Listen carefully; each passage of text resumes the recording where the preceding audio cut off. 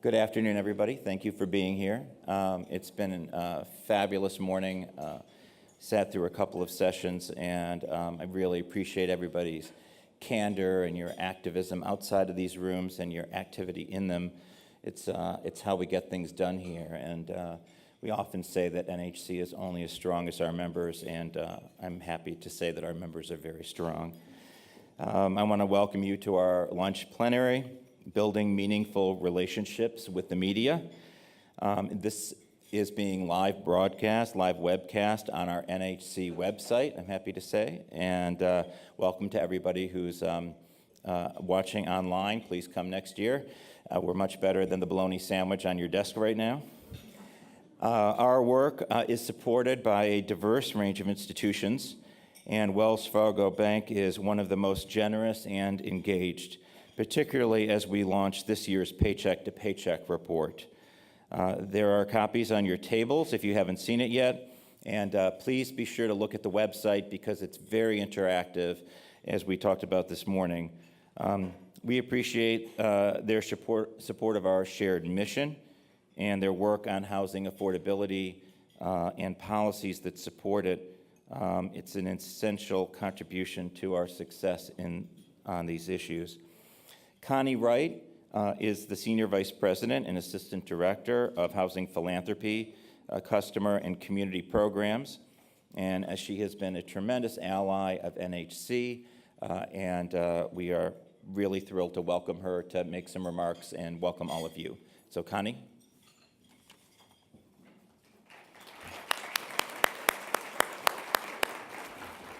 Thank you. Thank you. Good afternoon. Can you hear me? There we are. So I'd like to first say on behalf of Wells Fargo, we are really thrilled to be here today. We have been a longtime supporter of NHC, and so today's event has been no exception. So far, a great convening, and so please do join me in congratulating David and team for the great work that they are doing as they continue to evolve and be responsive to the housing affordability crisis.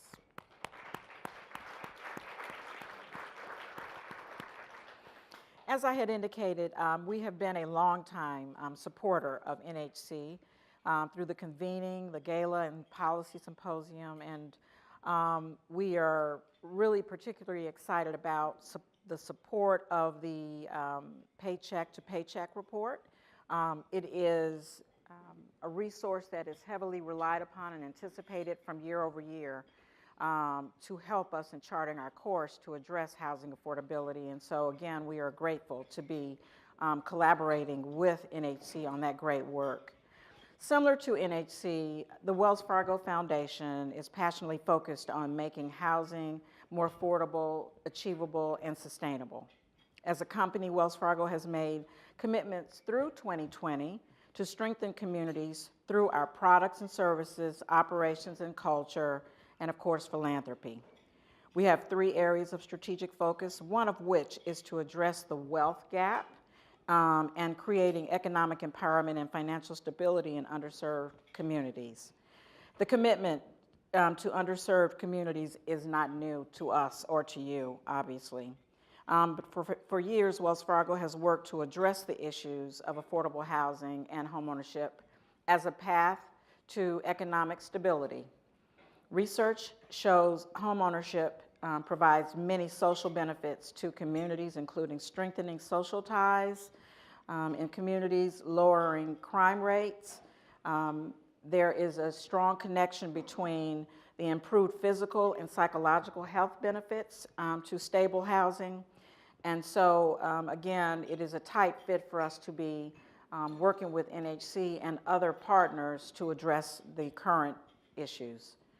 To that end, in the wake of the 2012 housing crisis, Wells Fargo partnered with NeighborWorks America to develop a neighborhood lift program, which all of you hopefully are familiar with, which has introduced a down payment assistance program in 69 communities throughout the country. Neighborhood Lift's goal is to increase the historically low homeownership rates among first-time homebuyers, and especially the disproportionate rates among minorities and other LMI communities throughout the country. As the single largest corporate philanthropic effort in Wells Fargo's history, with over $400 million invested in down payment assistance, the LIFT program has created more than 20,000 homeowners over the last few years. And so that is just one example of the work that we are doing relative to the affordability housing crisis. And it is an effort that we will continue to offer as we move forward. And so, like all of you here today, Wells Fargo cares about people and communities, and we will continue to build a better bank. It is obviously something that is near and dear to us in our current environment, but just know that we are committed to the work. We are committed to our communities, and so supporting organizations like NHC is an example and a way that we can express our commitment. And so putting our customers and communities first is very important to us, and we know that by working together with organizations like NHC, we can leverage our strength in numbers and to make positive and lasting changes in our communities. Thank you again, and enjoy the remainder of your convening.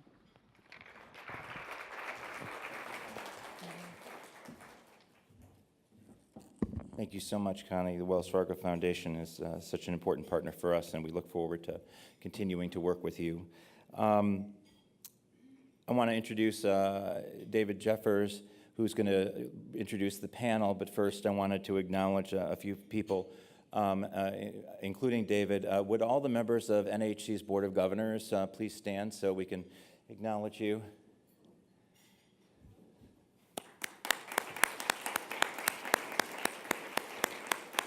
Thank you. We have a very dynamic and active board, and the people who are here today really represent the best of that, and we appreciate all of the work that you do.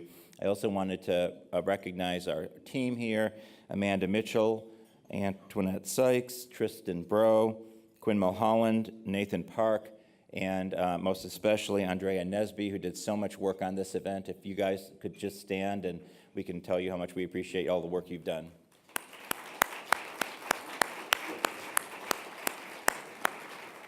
Especially Quinn, who has the hook. With that, David Jeffers, I'm going to introduce as Executive Vice President for Policy and Public Affairs at the Council of Federal Home Loan Banks. He is also a longtime member of our Board of Governors, and his experience in this industry goes back many years and has really had an impact in so many different ways.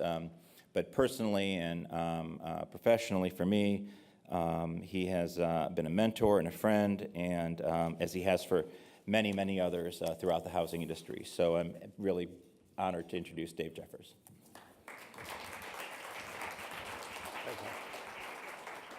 Thank you, David. Hi, everybody. Good afternoon. Good afternoon. I'm David Jeffers, and by the way, how many people were here this morning for the breakouts? Show of hands. It was a great morning, wasn't it? There were some great programs, and I hope you guys enjoy this afternoon. You're in for a real treat. We have a great panel for you, but and I'll introduce you to the panelists in a moment. But first, I want to let you in on a secret. The four of us got together and decided that the title of this panel was just a little on the cheesy side. Building Meaningful Relationships with the Media. We decided that that sounded a little too close to how to get a reporter to swipe right. Hi, my name is David. I enjoy long walks on the beach, piggyback rides, and a tight 300-word press release. And when we had our prep call, one of our panelists, I won't say which one, but she said, quite frankly, I'm uncomfortable being asked what's the best way to manipulate reporters. And I said to her, you know, the only thing that a journalist hates more than a flack telling them how to do their job is a flack asking a journalist how to be a better flack, because the reporter's likely response is, you do your job and I'll do mine. So we decided to take a little bit of a different tact, and we said, let's just talk about what makes a good story, because that's what these three panelists think about from the time they wake up in the morning all day long. So let's meet our panel. You guys come up. This is like, where are you guys? Bruce. Have a seat. And I'm mic'd, aren't I?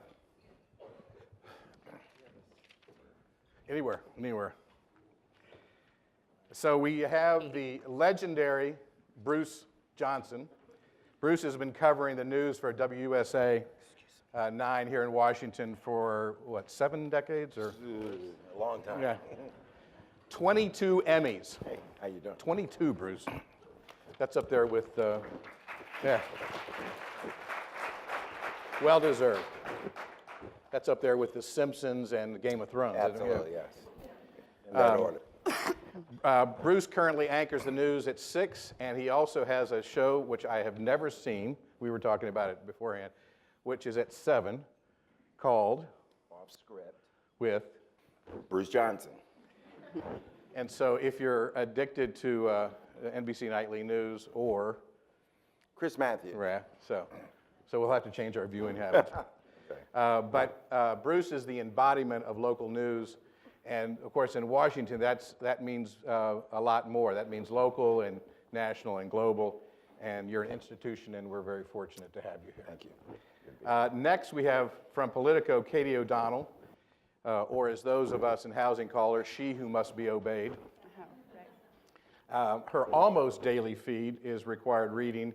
If your schedule doesn't allow you to hang out with HUD and CFPB and Treasury and the Hill and FHFA and the OCC, or hang out with downtown with conniving lobbyists, you can always just read Katy on your phone. And in a town full of smart people, Katy is one of the smartest you'll ever meet. So thank you for being here. And John McManus, Hanley Wood.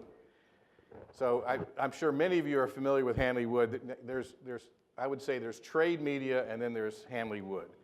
Hanley Wood has 4 million web users, 1.7 million newsletter, and 1.2 million print and digital readers. And no Emmys. And no Emmys. But if they gave Emmys. And over 1.6 million social interactions every month. John is an award-winning editorial and digital content director for the residential group at Hanley Wood, which includes Affordable Housing Finance, the Journal of Light Construction, Multifamily Executive, and many more.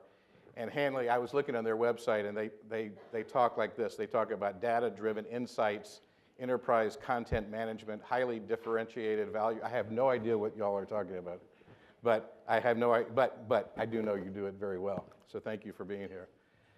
So, and we also lost a panelist, Andrew Ackerman, with the Wall Street Journal, who covers housing and financial regulation for the Journal, had a last-minute child care emergency, so he could not be with us. So none of these guys, as I was mentioning before, none of these guys really want to be here. And because, as I said, when we prepped, it's kind of hard to ask a reporter, how do we do a better job with you? Without getting into some of the mundane, right? Like, don't bug me at deadline and that kind of thing. So we do want to talk, we want to spend most of our time just talking about what makes a good story. And I do want to make a distinction here before we get started, and that is, this room is full of people who have to create story all the time. But in this case, these guys' job is not to write our ad copy, right? They're looking at the idea of story from a very different perspective, and that's from a news perspective. So that's how we're going to take it. So let me start with you, Bruce. What makes a good story? It's got to be about people. One of the first things I ask from the time I get up, what are people talking about? And that's always been the case. A lot of new media would like to think they invented that. What are people talking about? As opposed to telling them what they should be talking about. But I learned early on, people's values. They're talking about their kids, they're talking about crime, they're talking about housing, where they're going to live, how they're going to pay their bills. And there may be an issue. I may be the burning of Notre Dame. I mean, what are people talking about? Anything you send me, any conversation we have, it starts with how does it impact people? What's the story here? And how will people react to what you're trying to sell and what I'm trying to write? So if you think it in terms of people as opposed to numbers, as opposed to trends, as opposed to the stuff you talk about, we can have a conversation. If not, it's going to be a really short conversation. I'm on looking for the next story. And you know what news stories are. I once had a conversation, and then I'll shut up. I once had a conversation with a group of lawyers I was talking to, and I said, when you sit down to have an interview with a reporter, your client better know what he or she wants to say. Because if you get up at the end of the interview and you walk out, well, it didn't ask me so-and-so, I'm like, that's on you.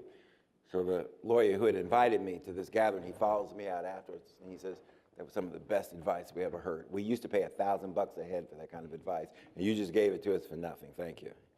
And I tell them I'll never come back, not at these prices. But it's about people. Yeah, I would echo Bruce's comments.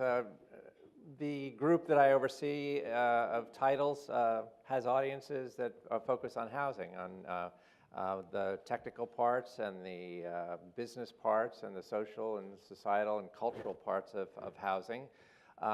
And so the people who are engaged in making that happen or in opposing it, financing it, developing, designing, all the different sort of ecosystem of folks who are involved in trying to make it happen or oppose it are where the stories are.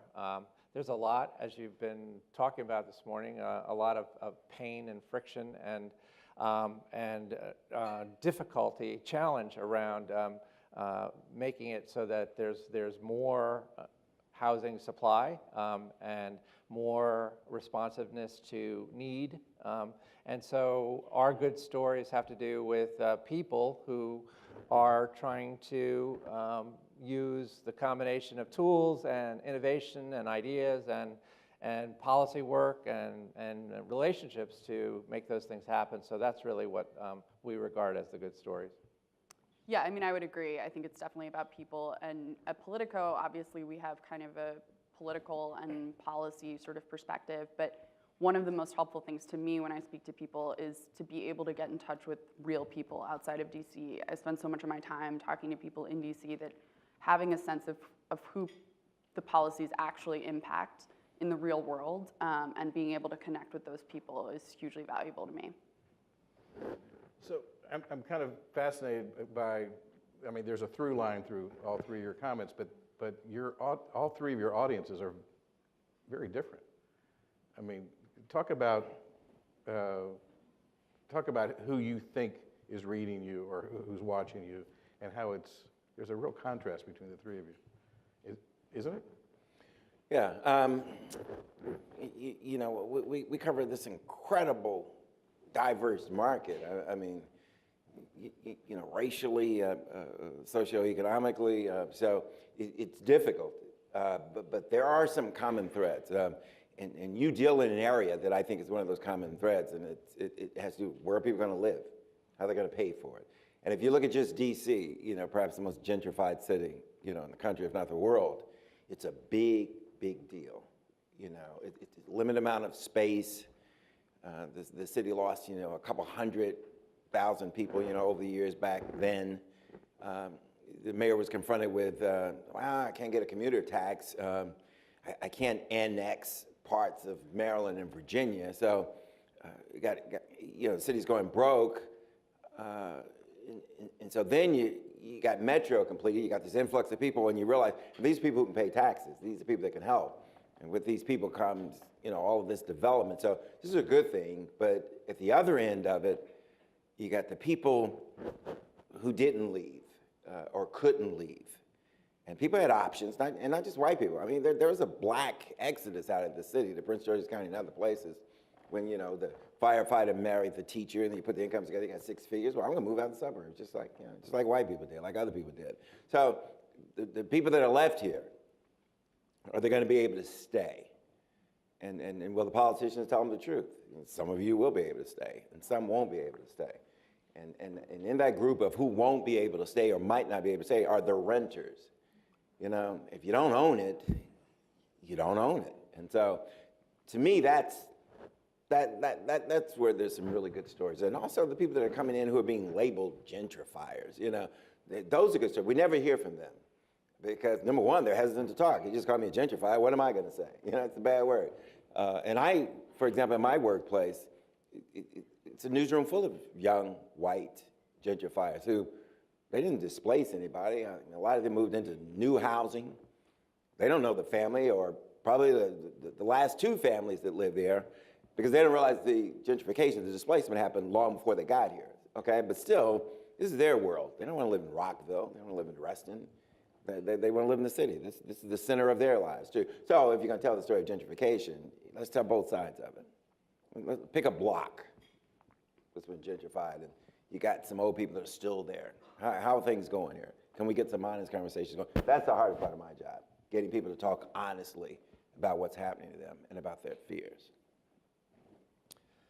Yeah, we look at those stories that Bruce is talking about and look at the kind of way that they go on in communities around the nation. There are similar narratives, dynamics in cities all over the country, and the way that we kind of look at those from the standpoint of who our audiences are. Okay, so we spent a lot of time, and David was talking about the kind of mumbo jumbo of the analytics and the content and matching all of that up. But really, we spend time finding out who our audiences are in the affordable housing community.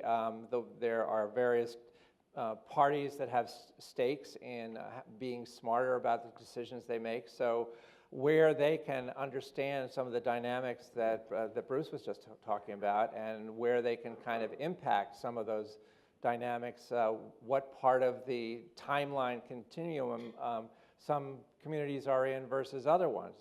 Maybe there's opportunities in some neighborhoods in Detroit or other cities to impact, whether gentrification, displacement, economic development is going to mean something at some time. So being able to understand who those audiences are, what they do, what decisions they have to make, what they need to know, and then why does that matter? That's really sort of our whole approach to how we build our own plan for, I work with team members, Christine Serlin and Donna Kimura, who cover the community that many of you are working in, and they cover it from the standpoint of wanting to make it so that they can be helpful about decisions that you make, about these dynamics that Bruce is talking about how housing vouchers are awarded, how different neighborhoods are in different stages of opportunity or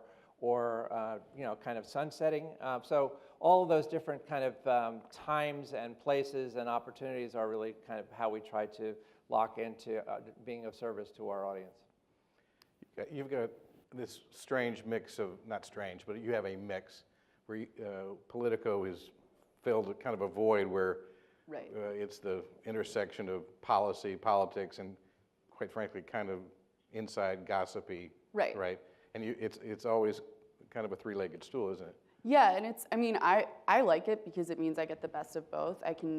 So when I'm writing for the pro side, which is that's when the stories are behind the paywall, that's kind of, it can be like 4 250-word stories a day. It's just whenever something happens. And that audience is kind of the audience that's really deeply involved in the policy. So it's the Hill, Treasury, it's government officials, lobbyists, nonprofits, advocates.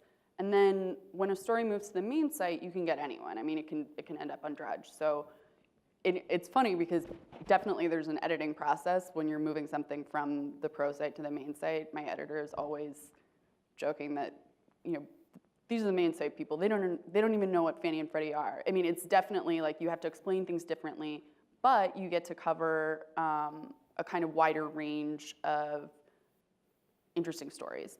And so the main sort of single point with Politico is it usually has to have a federal policy nexus. But there are, I mean, Politico magazine and the agenda, you can do different state or city stories if you find an interesting angle. So there's sort of a broad, I can kind of sample different kinds of stories.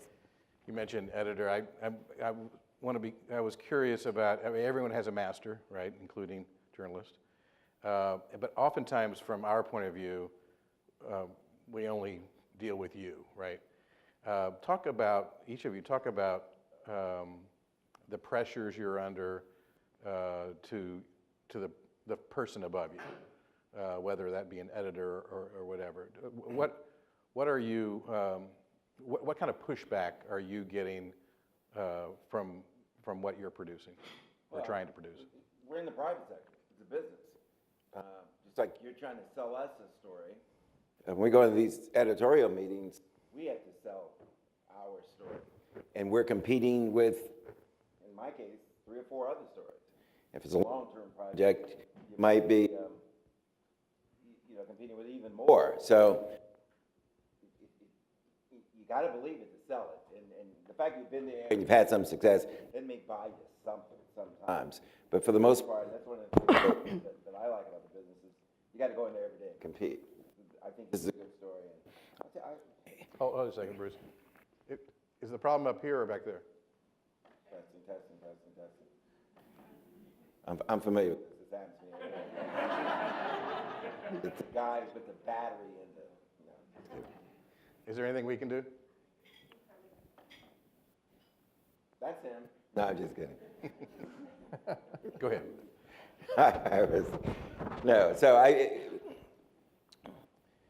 One of the hardest stories to sell, okay, a housing story would be a hard story to sell. I mean, again, come down to people. But one of the hardest stories to tell, and it isn't because of lack of interest, but it's because this group of people I'm about to describe are always reluctant to tell people their story. And I'm talking middle-class working people, whether they be white, black, Hispanic, whatever. They just don't want me in their business, okay?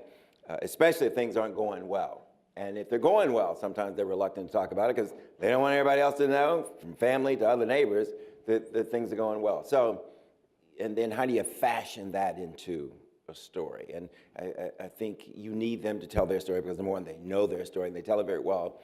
And you allow them to share with others that this also impacts you. If it affects me, it probably affects you.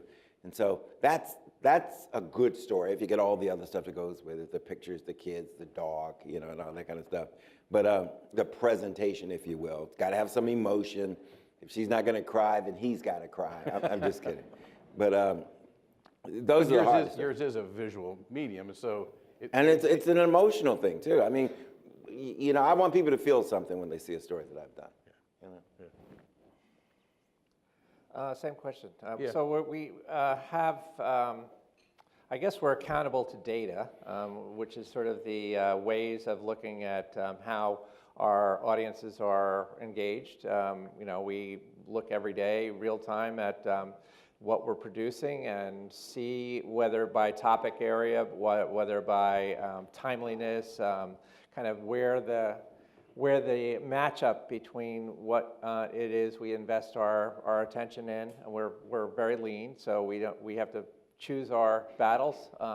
So that's really where we have the greatest amount of accountability because that's how the business of Hanley Wood works. Is that all the data, all of the kind of engagement, all of the ways that we align our users, our audiences, our community with those who want to market to them. That's how the business runs. So you have a recent example that illustrates that?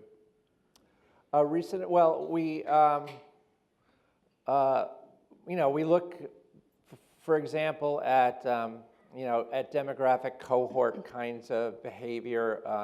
So whatever the millennial group, the young adult group is up to, and we can kind of draw some insight around behaviors that may not have gotten overcovered, then we will kind of focus on what the 29-year-old wants in terms of a housing preference and what they're willing to pay for and those kinds of things. So that really sort of aligns an appetite for that kind of information with a lot of folks that want to communicate to the audience users that would be interested in that. So there's a lot of kind of opportunity around a topic area like that.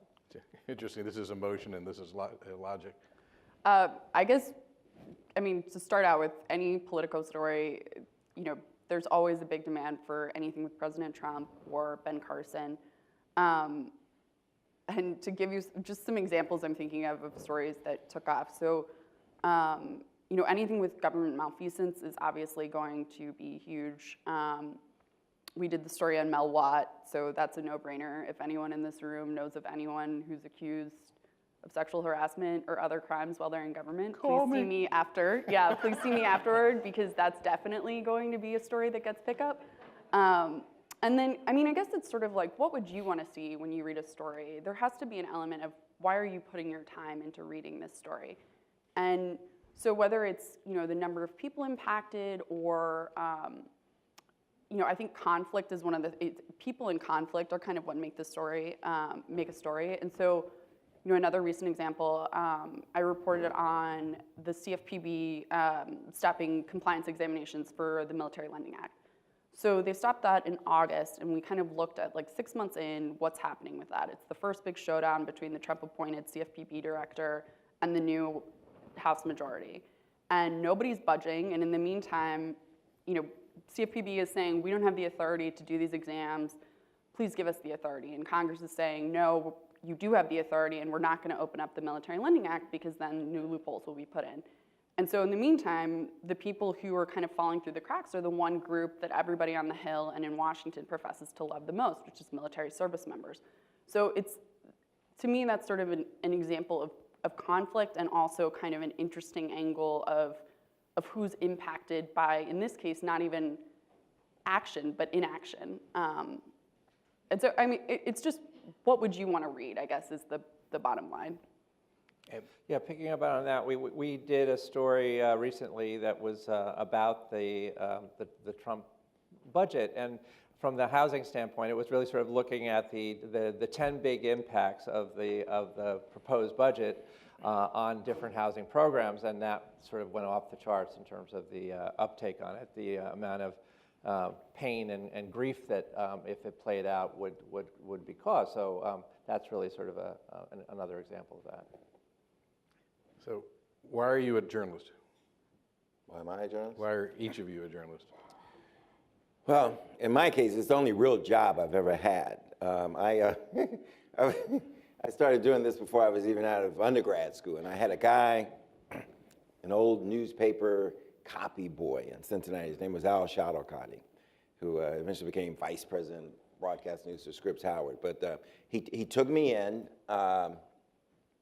I didn't have any experience, and he allowed me to be like a desk assistant, okay? And I think maybe my second week there, I broke my first story. And it was that who the new Archbishop is going to be of Cincinnati.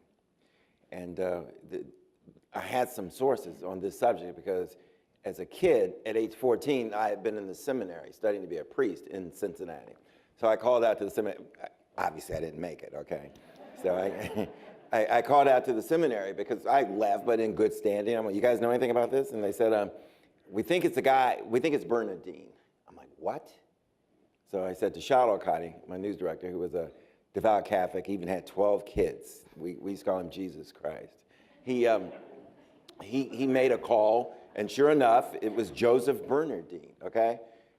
And by the way, just a sidebar, Bernardine was the mentor to the new Archbishop of Washington, Gregory. So, but anyway, so that was my first story. And I'll make this real quick. My second story was that the basketball coach at the University of Cincinnati got fired. His name was Tay Baker.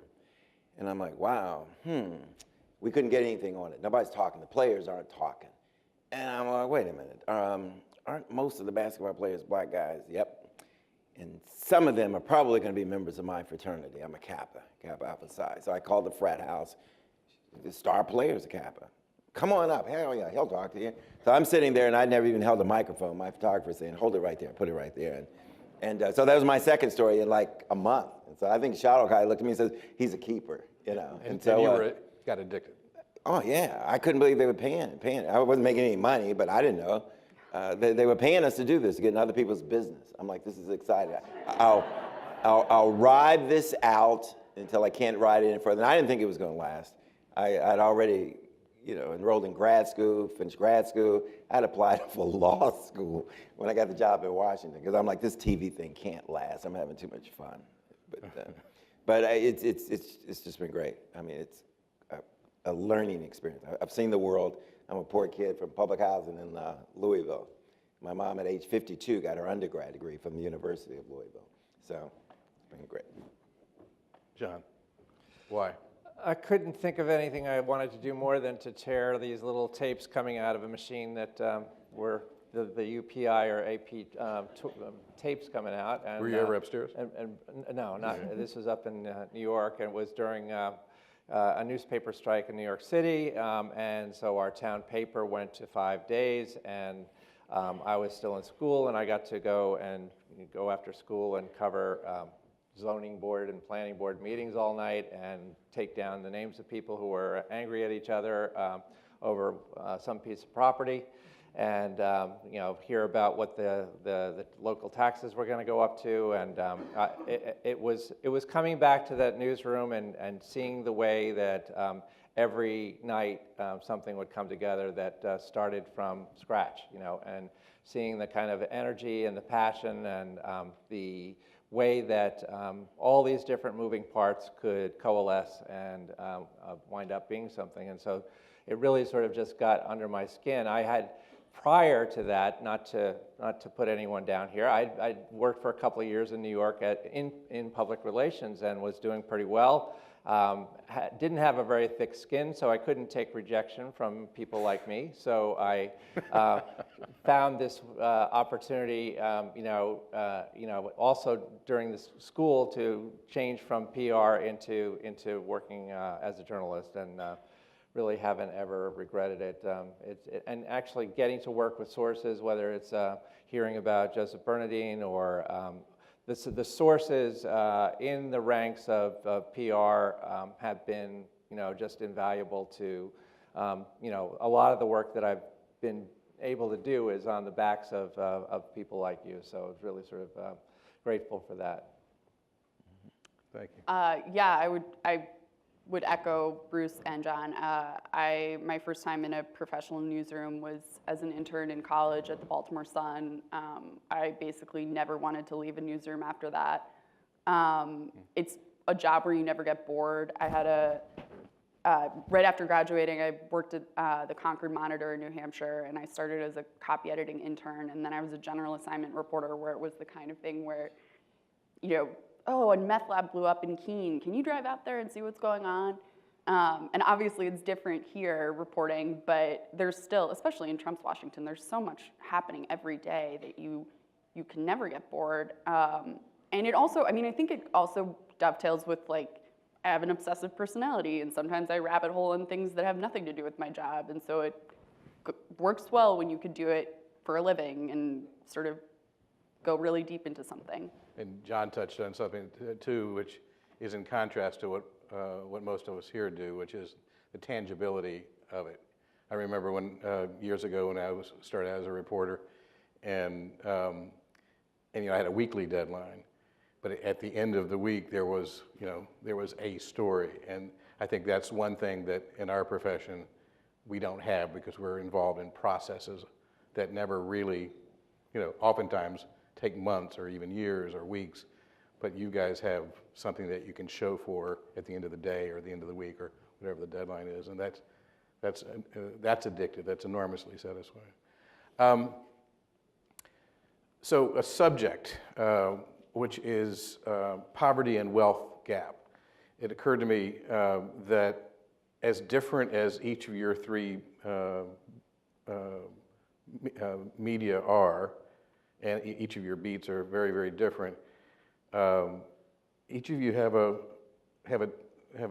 take and a curiosity and probably an endless set of stories under that broad category of poverty and the income gap. Is that true? Yeah, we were talking earlier. I, like a lot of you, okay, I've traveled a lot, and I've gone to a lot of countries where the well-to-do live behind walls, and in some instances, I know in Port-au-Prince, Haiti, for example, there's a guy, with a semi-automatic in the driveway. The message is clear, and I'm always amazed when I come back, to the States and other democracies. I mean, in other places, obviously are safe, but I'm always amazed at how, in our society, you don't have to go much further than this building, walk outside, how the well-to-do and the poor can walk side by side, be on metro. Don't have to speak or anything, but the poor guy isn't trying to take, with an assault weapon, something from the well-to-do guy. It's just how we all can live. And I think the reason for that, and I've always asked this question myself, how does that happen? I mean, and I think the reason for that, and it's just my own conjecture, is that I think, I don't care where we start out, I know it's true in my family, no matter where you start out, in this society, I think you're convinced you got a shot. You got a shot. It may be through academics, it may be through athletics, it may be through the lottery, it may be through organized crime, whatever. You got options, and you feel you have a shot.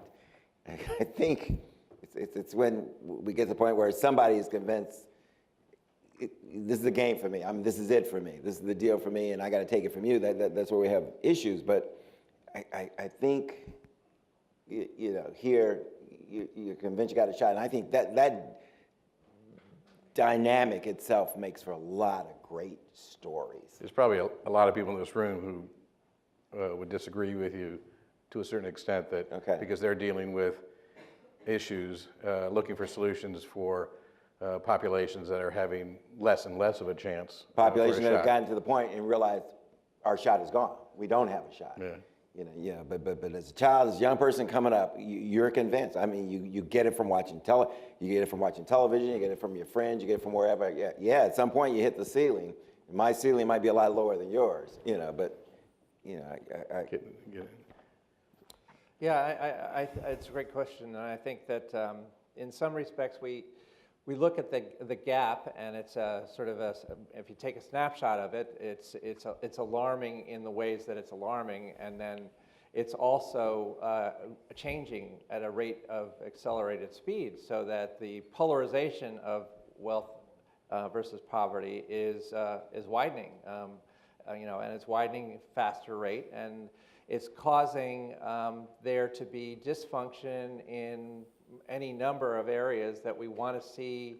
I guess we have a belief or assumption around kind of a little bit of what Bruce was talking about, which is that our kids can do better than we in life, and in some respects, whether that's a myth or reality, there's a pretty widespread belief that was really how things worked, which is that the next generation was going to be able to do better on some pretty broad scale than the generation before. And now, the way things are working, there's more and more kind of question around stagnancy in social, educational, housing mobility, and being able to kind of have that shot. So I think that there is a lot of drama around the kind of macro topic of that gap, and then really where the paralysis is, where there's opportunity, where there's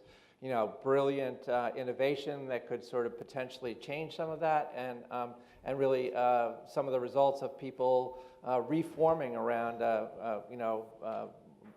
community work that would change something like that. And Katie, where does it show up on your beat?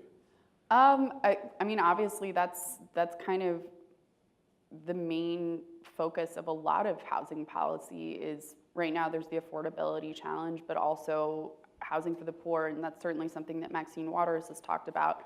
And then also, I think I mean, not that I've covered many presidential campaigns, but it does seem like housing has become an election issue in a way that it hasn't been in the past. And part of the reason for that is because there is this sense of growing income inequality and an inability to kind of to build your own wealth. And so you have these housing plans coming out in a way that certainly housing wasn't discussed in 2012 or 2016.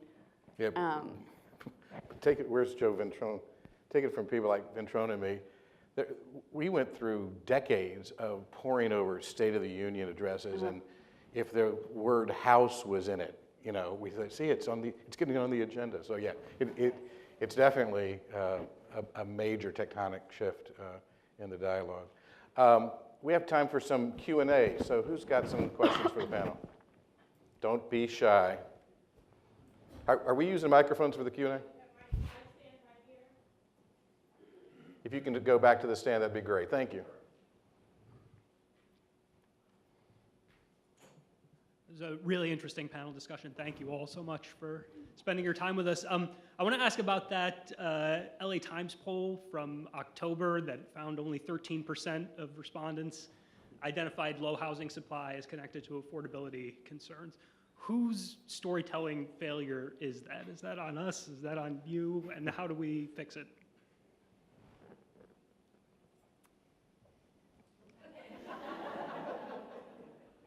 Well, let me ask you. How would you fix it?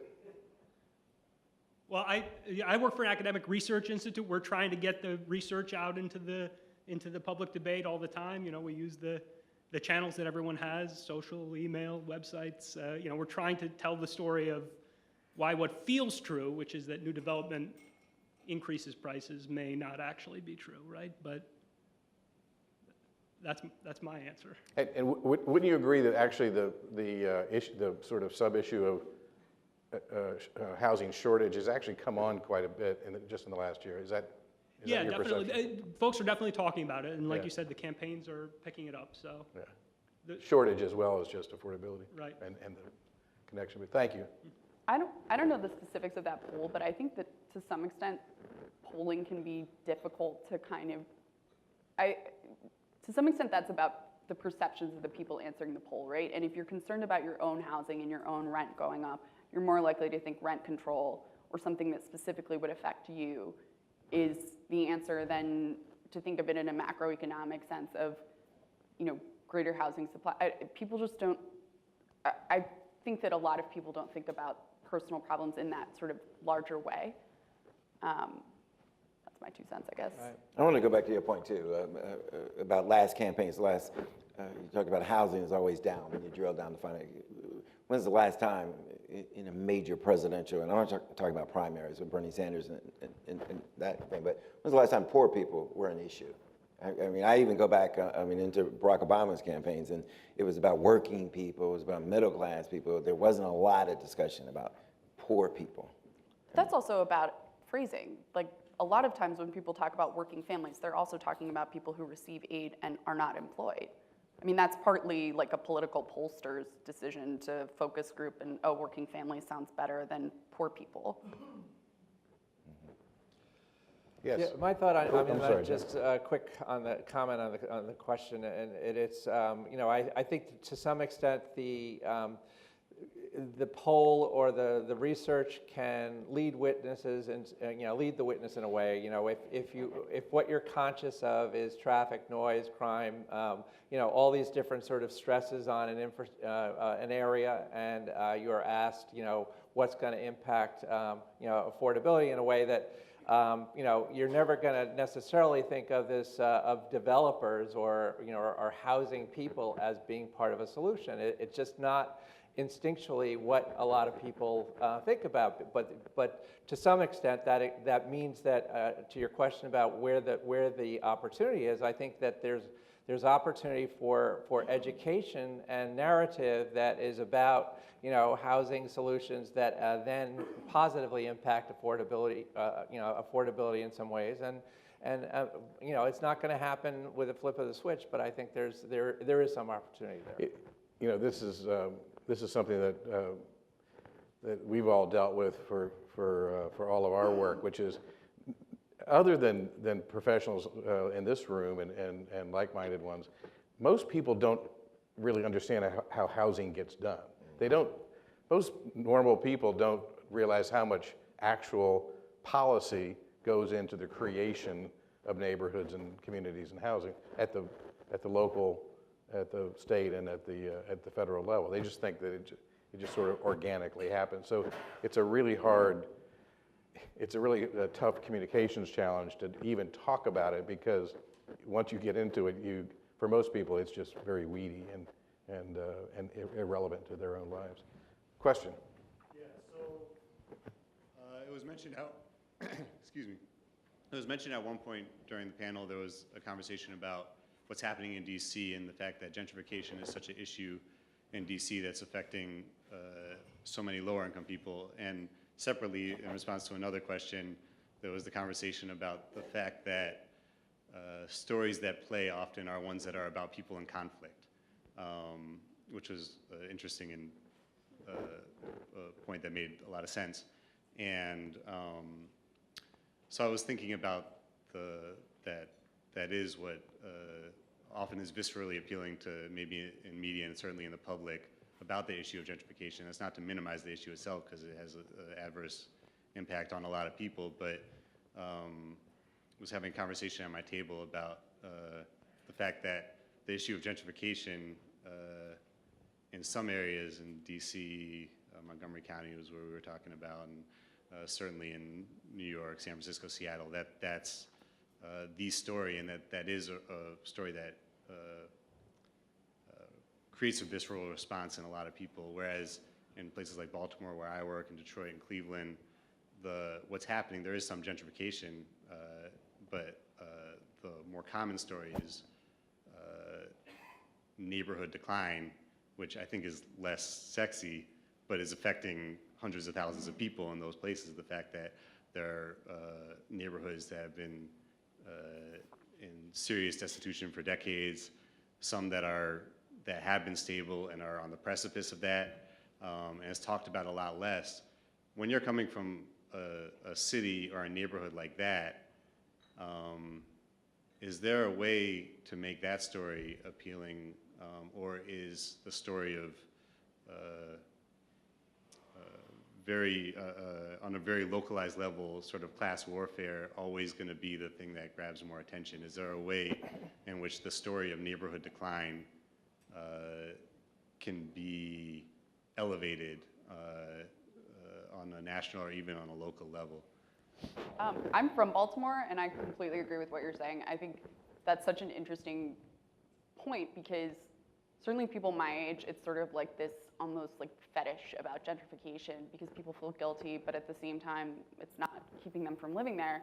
And I remember discussing Baltimore at one point, and a friend of mine said, oh, I had mentioned a Baltimore problem, and she suggested, gentrification, and it was like, Baltimore would love to have a gentrification problem. I mean, I know that recent report, the NCRC report, came out and said Baltimore was a gentrifying city, but that was before so many of the declines in the recent, I guess the last 4 years since Freddie Gray.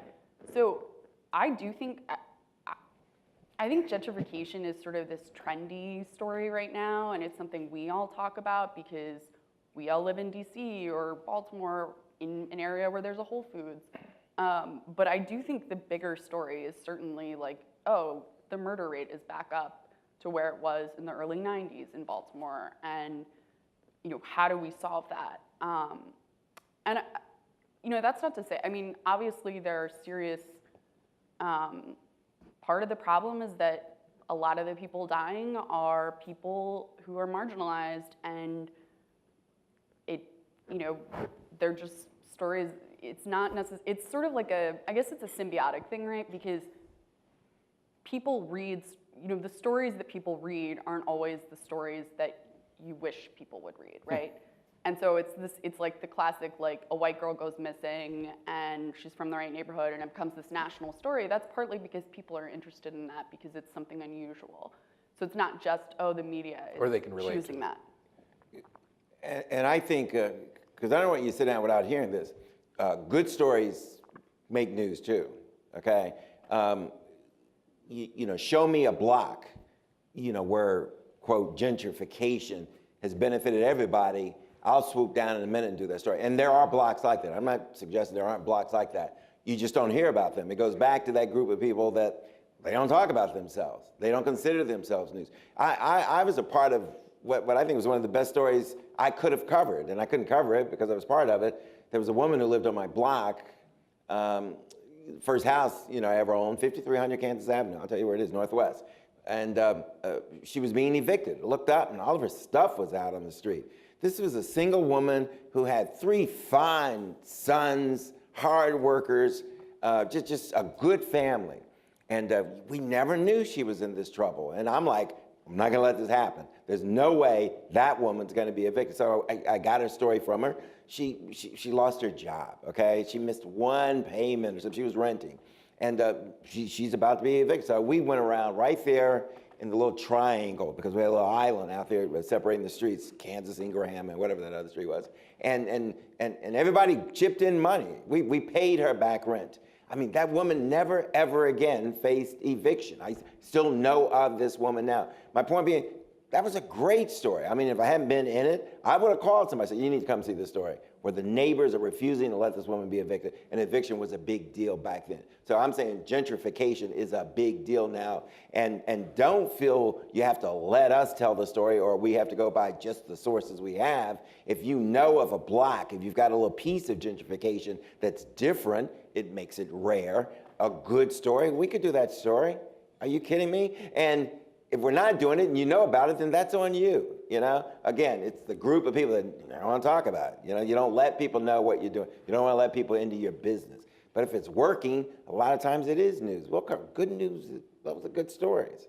Yeah, I agree, and I think if you sort of take the lens back from the block, you look at the Opportunity Zone program, and you can kind of imagine this particular narrative playing out over and over and over again, because there are neighborhoods that have been identified, and those dynamics are going to be exactly what plays out, which is that everybody wants economic development in a way that sort of shows that there can be those streets that can thrive as opposed to decline.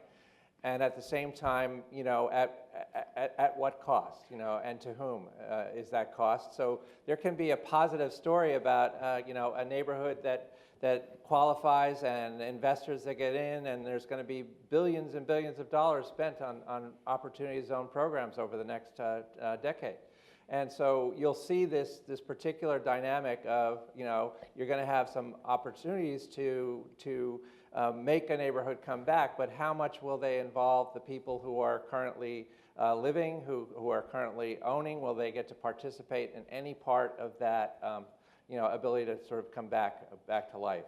Or will they just be pushed to some other rural or other area that will then be kind of the story of decline? Thank you. There, I'm sorry, the light was shining. Hi there, my name is Jenny Werwa from the Council of Large Public Housing Authorities. I want to thank you all for being here and for your great coverage of this issue. Sometimes with affordable housing, public housing, the coverage isn't that objective, it seems. And my question is, if we see articles or coverage that mischaracterizes, or that we believe mischaracterizes the issue, what do you think is our best approach to the journalist who did the story? Good question. What kind of mischaracterization are you talking about? Maybe only interviewing people from one side of the issue, like just the residents? Oh, interesting. So personally, whenever I always love it when I hear from somebody who says you got this wrong, because then it's like, okay, well, tell me the real story, and then you can always do a follow-up story. And it's, in some cases, it's frustrating if it's somebody that I've reached out to beforehand, but for the most part, of course there are angles that a story is limited, and so when I hear you missed, this whole facet of this, it's great, because then there's another story there. So I would say always just reach out and say, hey, listen, I think there's another part of this that's an interesting story. the thing we run up against all the time is not all sides are going to tell you their story. So-and-so refused comment. So-and-so, it may be a story based on Martin Luther King Good Hope Road in DC, but the manager, the corporate office, blah, blah, blah, who's somewhere else, it comes back and late, well after your deadline, after 20 people have weighed in on it, we're not going to have a comment. So, you know, the story is told in the eyes of those who are making all the noise and who are out there and just you know, have lined up people who are willing to talk. You know, my thing to people all the time is either you can tell your story or you can allow somebody else to write your story. You don't want to be the guy who sits there and watches his story on TV and it's like, oh my God, I wish I had, you know what I mean? And lawyers agree this, and I know you've all dealt with lawyers. You know, their thing is always don't say anything, no comment, no comment. Okay, fine. You know, this guy's talking his head off. You know, this is what you're going to see on TV tonight. I mean, you know. Yeah, I mean, I would only say that I think that the focus on who your audience is, what they need to know. So, you know, what they need to know part is, in some respects, they need to have a balance of insight and not an imbalance, because if they're going to make a better decision, they need to have the understanding of the different sides of it. So, as Katie was saying, if you don't do it the first time, you can kind of iterate and you can learn and you can open up to where there may be valuable insight and then be of greater service to that audience. One more question. You waited patiently too. Hi, I'm Jeannie from Funders for Housing and Opportunity. My question is about how you take an individual person's story and connect it to a bigger system story. Because so often in housing in particular, we see stories that tell the story of individual deservedness or choice that leave out kind of the whole systems that have meant that the person's in the situation where they're in now. And so I'm wondering, I think the three of you have a background and an understanding of the housing systems, but I don't know that that's pervasive among all journalists, and there certainly aren't a lot of housing beat reporters anymore. So I'm wondering kind of how, is there a way, given all the pressures that you have with your time and your news organizations, is there a way to work with journalists to help them understand that larger system story? Well, from a trade, business-to-business perspective, it's a good question. I think that, you know, like a lot of journalism, there's only a finite number of plot lines that happen, and so you can start to be versed in where the classic, you know, individual stories and what they're thematic of, and help do some of that work. I think. You know, an individual having agency or pain or friction related to an issue that is, you know, shared from block to block or from, you know, among cities. So I think it's a pretty finite number of really sort of compelling themes that a lot of us would be, you know, moved to, you know, work on. But I think you do need to sort of do some of that work. I would just add that I think data is how you solve that. So if you have an anecdote of somebody that you want to kind of carry the story, they're either going to be somebody who is an example of the larger data, you know, of what's happening in a broader sense, or there's somebody who refutes the trend. And as long as you state that, you know, oh, this person managed to rise above XYZ, or this person, like, you know, Y% others is found in the, you know, is in this situation. I think that's a way to do it. I'm not sure if that answers your question, but.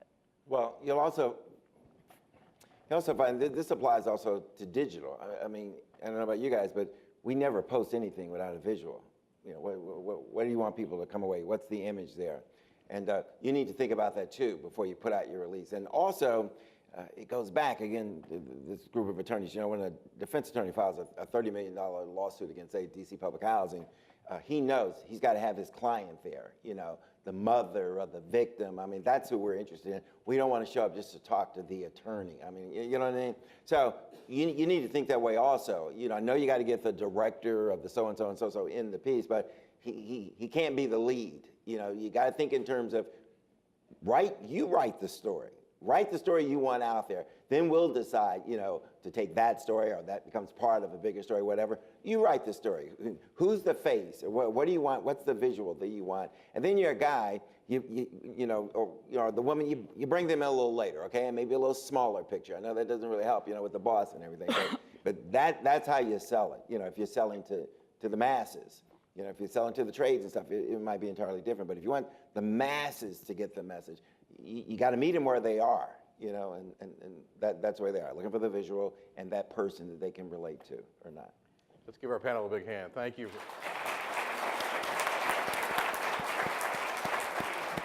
Thank you, guys. That was great. Thank you.